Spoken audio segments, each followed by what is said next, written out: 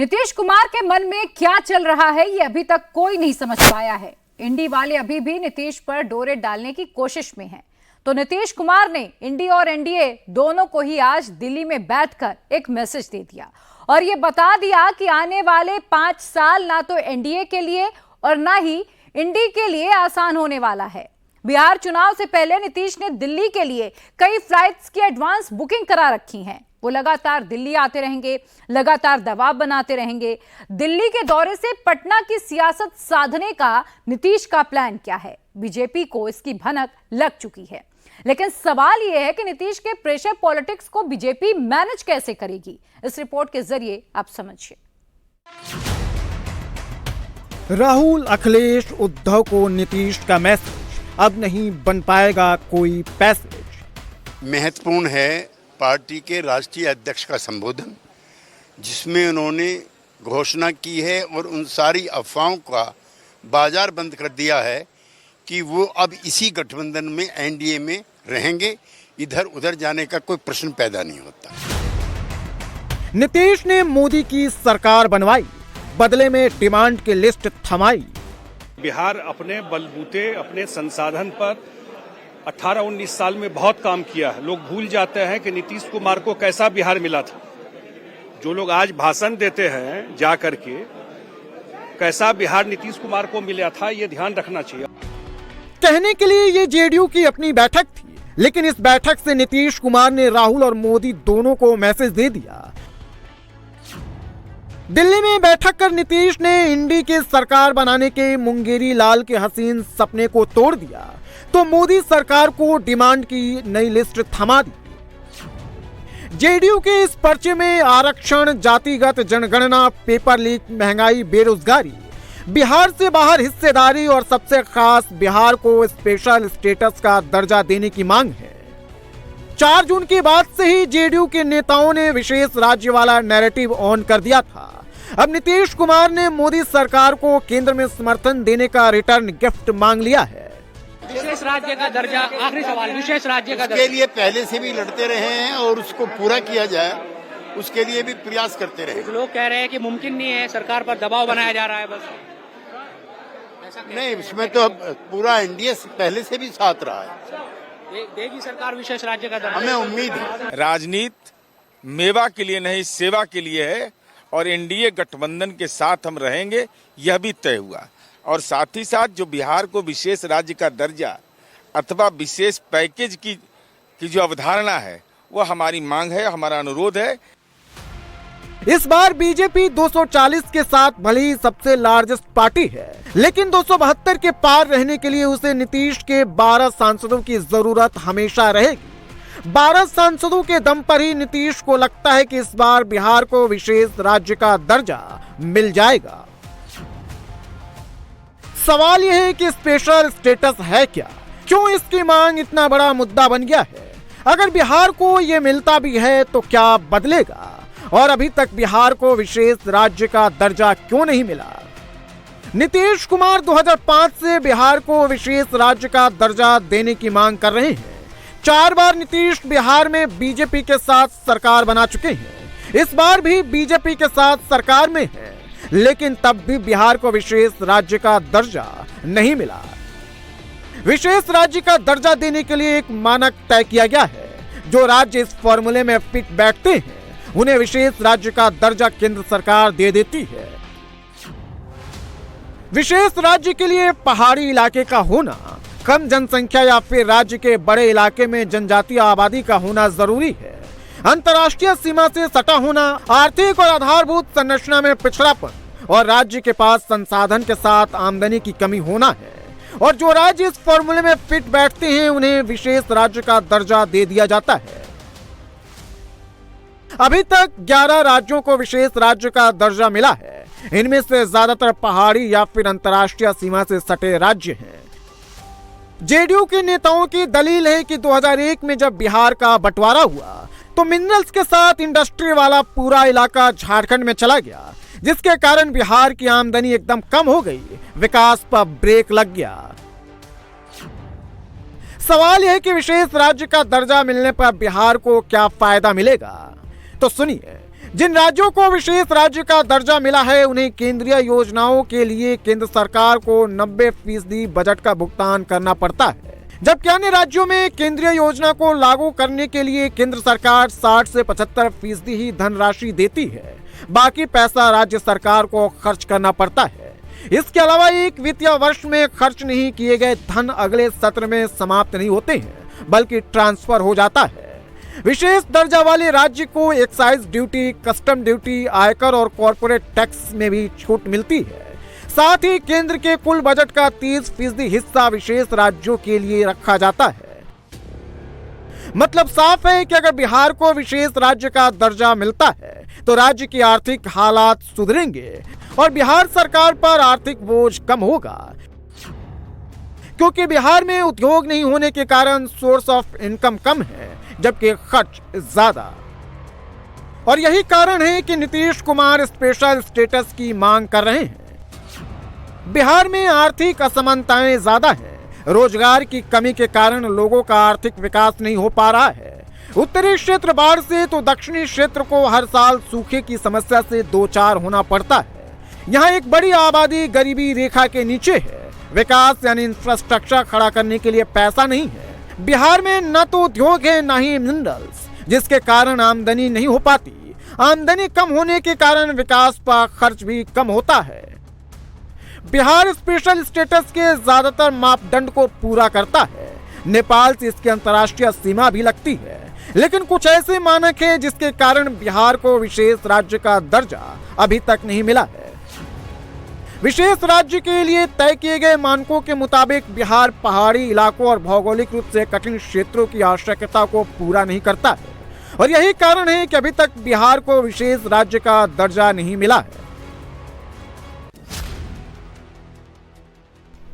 JDU की बैठक में विशेष राज्य के अलावा जातिगत जनगणना और आरक्षण की भी शोर सुनाई दी। जेडीयू की इस बैठक में फोकस भी आरक्षण पर ही था, जिसे नीतीश कुमार ने बढ़ाकर 65% किया, लेकिन हाईकोर्ट ने उसे रद्द कर दिया। जो जातिगत जनगणना बिहार में हुई थी कमजोर तबकों के लिए, उसको हाईकोर्ट ने रद्द किया है। पार्टी उसके लिए सुप्रीम कोर्ट में जाएगी, सरकार बिहार की। जनगणना के बाद जो पटना उच्च न्यायालय ने आरक्षण के बिहार फॉर्मूले को नामंजूर किया है, उस पर पुनर्विचार याचिका दायर करने के लिए हम जा रहे हैं। पार्टी ने इसका अनुमोदन किया, समर्थन किया। जो आरक्षण का इशू है उस पर सुप्रीम कोर्ट अब जेडीयू सरकार जाएंगे और हम लोग कॉन्स्टिट्यूशन के जो उसका जो संविधान की 9वीं अनुसूची है उसमें शामिल कराने की मांग भी करते हैं। जाति आधारित गणना जो बिहार ने किया है वह हम केंद्र सरकार से अनुरोध करते हैं कि 9वीं अनुसूची में उसको डालिए, और हम अभी माननीय सर्वोच्च न्यायालय जो पटना उच्च न्यायालय ने जो फैसला दिया है उसके खिलाफ हम माननीय सर्वोच्च न्यायालय जाएंगे। बिहार में जाति के नाम पर चुनाव में गोलबंदी की सियासत पुरानी है। बिहार में अगड़े बीजेपी के वोटर हैं तो दलित पिछड़े नीतीश के वोटर हैं। बिहार में 215 जातियां हैं, इसमें 27% ओबीसी, 36% अति पिछड़ा यानी ईबीसी, 19% एससी, एसटी की आबादी 1.68% है और जनरल कैटेगरी की आबादी 15.52% है। 2023 में नीतीश कुमार की सरकार जातिगत जनगणना कराई। इसके बाद आबादी के आधार पर संशोधन कर आरक्षण के कोटे को बढ़ा दिया गया। अति पिछड़ों को अलग से आरक्षण दिया गया, लेकिन 20 जून 2024 को पटना हाईकोर्ट ने इसे रद्द कर दिया। बिहार सरकार ने राज्य में आरक्षण की सीमा 50% से बढ़ाकर 65% कर दी थी। वहीं इसमें सामान्य आर्थिक रूप से पिछड़े ईडब्ल्यूएस का 10% कोटा जोड़े तो कुल आरक्षण 75% हो जाता है। नीतीश कुमार की सरकार ने सीधी भर्तियों में यानी नौकरियों में 65% सीटें आरक्षित कोटे की कर दी गई थी, जबकि ओपन मेरिट कैटेगरी में महज 35% सीटें ही बची थी। आरक्षित 65% में से अति पिछड़ा वर्ग यानी ईबीसी के लिए 25%, पिछड़ा वर्ग के लिए 18%, अनुसूचित जाति के लिए 20% और अनुसूचित जनजाति के लिए 2% सीटें आरक्षित रखने का प्रावधान था। लोकसभा चुनाव में जेडीयू के लिए यही सबसे बड़ा विनिंग फैक्टर बना, लेकिन 20 जून को हाईकोर्ट ने इसे रद्द कर दिया। अब 2025 में बिहार में विधानसभा का चुनाव है।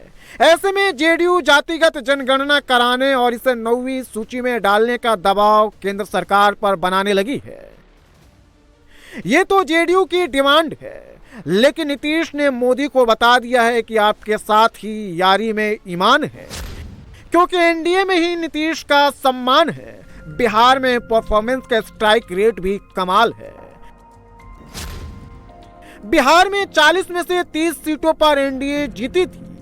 इसमें चिराग पासवान की पार्टी का स्ट्राइक रेट 100% है, तो बीजेपी और नीतीश की पार्टी का स्ट्राइक रेट 75% था। बीजेपी पूरे देश में लार्जेस्ट पार्टी है, तो जेडीयू और एलजेपी आर क्षेत्रीय पार्टियां हैं। दोनों का वजूद बिहार से जुड़ा हुआ है, तो दोनों बिहार की बात कर रहे हैं। बिहार में रोजगार की बात कर रहे हैं, विकास और उद्योग की बात कर रहे हैं। शनिवार को नीतीश दिल्ली में थे तो चिराग पासवान बिहार में थे, और दोनों मोदी की लाइन पर ही बात करते हुए दिखाई दे रहे हैं। दोनों के एजेंडे में बिहार फर्स्ट है। और नीतीश कुमार ने संजय झा को कार्यकारी अध्यक्ष बनाकर इंडी से लेकर एनडीए तक को मैसेज दे दिया है। नीतीश जी कई तरह के मामलों में व्यस्त हैं, जिसमें सरकार भी है, आने वाला चुनाव भी है। लिहाजा उन्होंने अपने काम के बंटवारे के लिए श्री संजय झा जी सदस्य राज्यसभा को पार्टी का कार्यवाहक अध्यक्ष घोषित किया है। का जो काम रहा है बिहार में, उसी काम को लेकर के अन्य प्रदेश में भी हम लोग जाएंगे, और एक बड़ी जिम्मेदारी मुख्यमंत्री जी ने हमारे राष्ट्रीय अध्यक्ष ने दी है। मैं उनके प्रति कृतज्ञता व्यक्त करता हूं कि हमको इतनी बड़ी जिम्मेवारी पार्टी का उन्होंने दिया है, और निश्चित रूप से ये पार्टी एक राष्ट्रीय स्तर पर अपना पहचान बनाएगा, ये प्रयास रहेगा।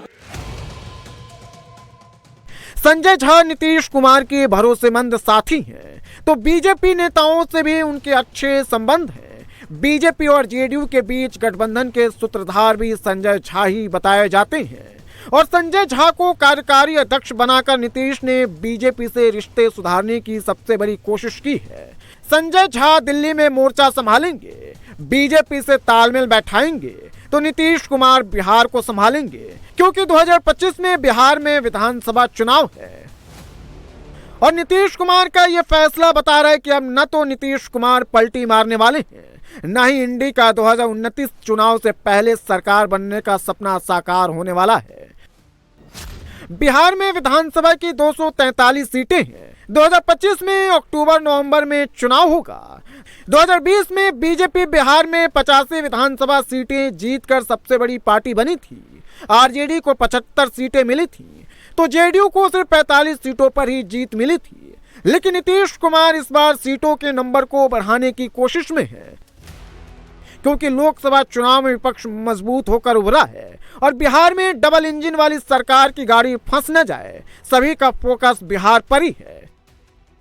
बिहार में बीजेपी पहले से ही ग्राउंड पर काम कर रही है। चिराग पासवान 2022 से ही बिहार में अलग अलग क्षेत्रों में पार्टी को मजबूत बनाने में जुटे हैं, और नीतीश कुमार का भी पूरा फोकस ग्राउंड पर है, जेडीयू को मजबूत करने पर है। नीतीश कुमार जी के नेतृत्व में 2025 का चुनाव लड़ा जाएगा।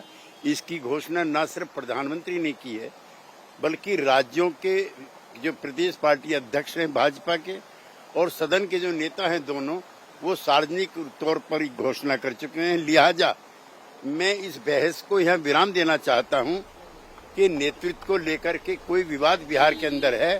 नीतीश कुमार जी न सिर्फ जेडीयू के, बल्कि संयुक्त जो एनडीए है उसके सर्वमान्य नेता हैं।